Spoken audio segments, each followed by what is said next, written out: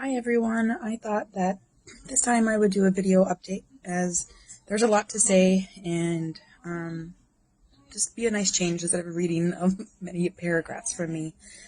We found out that Ashton has childhood ependymoma is the word. It's a cancer. It's not a hereditary cancer, and they are going to do another full MRI in a couple weeks, but for sure we're not doing anything but radiation right away. They think that there is almost all of it's out of his brain, and more than likely afterwards we're going to be doing 4 months of chemo because there was like something in the DNA that changed. I don't know the specifics exactly on that part, which I can update that later. And so treatment is going to start mid-June, and the neurosurgeon told me that she is very confident that afterwards he will be able to get back to normal, that he shouldn't have really any lifelong damage to his neurology, to his movements, to his face, which was so happy to hear. And I know this doctor wouldn't say that if she didn't truly mean that. She's a very good doctor that's very blunt. She said that she was amazed at how he has recovered, and the type of cancer that he has, she thought it was a lot worse. So she's very happy to see the results. I don't have a date yet, but he is getting a tracheotomy and a G-tube placed, and hopefully in 3 to 4 weeks we will be able to go home and take care of him there. With that being said, we still need help. Because he has a trach, he will have to have a 24/7 watch. And not having friends and family here in Texas with us makes it hard. There is a program that we can get a nurse here, and unfortunately since COVID, there has been a huge shortage in at-home nurses. So hopefully we'll get a nurse 3 to 4 days. It could be more, it could be less. Charlie is stepping down from his job to make sure that we have as much care for Ashton at home. But even with that, we still have to try to figure out how we can be awake and watching him 24/7. Especially, it's extremely important when he's sleeping that someone is awake, because he will have to be hooked up to a humidifier to make sure that he doesn't dry out. So we have decided that we will be using the Give, Send, Go money that has been so amazing donated to us to help pay for a nurse to be with us as much as possible in the evenings, hopefully, so that Charlie and I can both get sleep and not put too much stress on us trying to be awake all the time. I know I will be going back to work.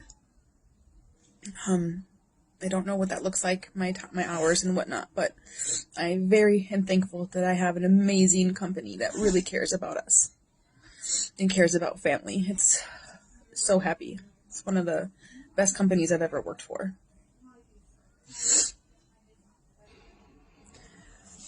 So, with all that being said, I'd like to, again, thank everyone for their prayers and donations. But we still need more help. Anything that you can do is very appreciated.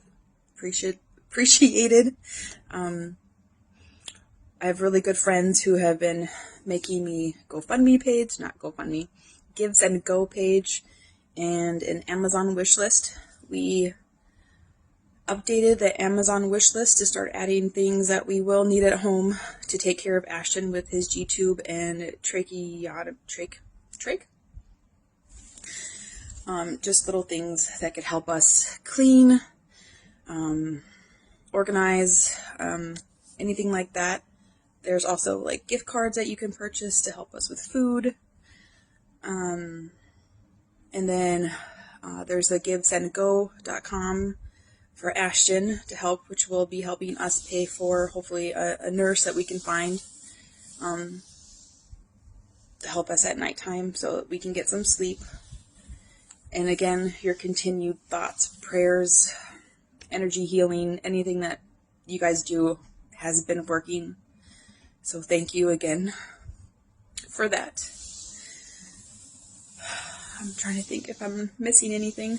Eula's been doing really good. She's still in school. School does end May 25th. She's handling this really well.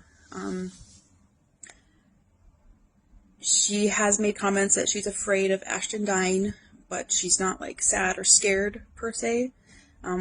She's not a stranger to death. She lost her great grandma. She lost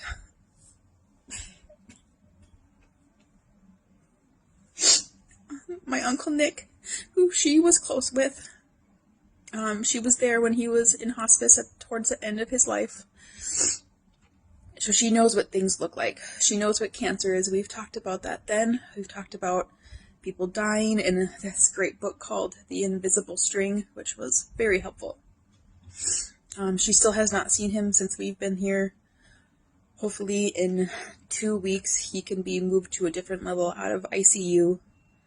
So we've been here, I think yesterday made it a full 2 weeks that we've been here now.